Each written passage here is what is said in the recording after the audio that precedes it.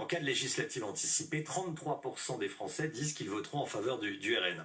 Regardons ensemble ces résultats. Ils sont loin devant, 14 points devant l'alliance PS-PC écologiste. 15% pour le camp présidentiel et 10% pour les Républicains, 10% pour la France insoumise.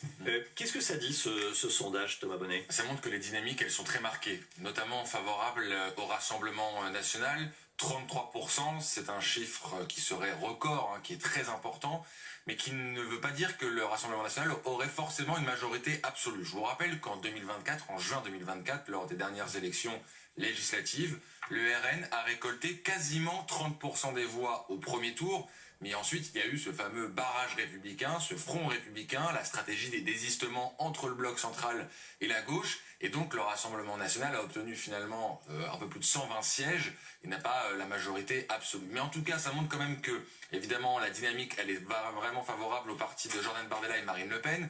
Marine Le Pen qui, hier, depuis Hénin Beaumont, a déclaré qu'elle était prête à sacrifier n'importe quel mandat pour le bien des Français, et évidemment elle faisait référence à son sort personnel puisqu'elle est inquiétée par évidemment des ennuis judiciaires et qu'elle pourrait ne pas se représenter s'il y avait des élections législatives. L'autre indication majeure de ce sondage, c'est que la gauche, si elle est unie, si la France insoumise reste associée aux autres partis de gauche, reste très haut à 25%, c'est là aussi un chiffre élevé qui est à peu près en adéquation avec juin 2024. Finalement, les grands perdants d'une dissolution aujourd'hui, ce seraient les représentants du bloc central, du camp présidentiel. 15% seulement d'intention de vote, ça voudrait dire très concrètement que s'il y avait des élections législatives demain, il y aurait beaucoup moins de députés macronistes, comme on dit, qu'il y en a actuellement à l'Assemblée.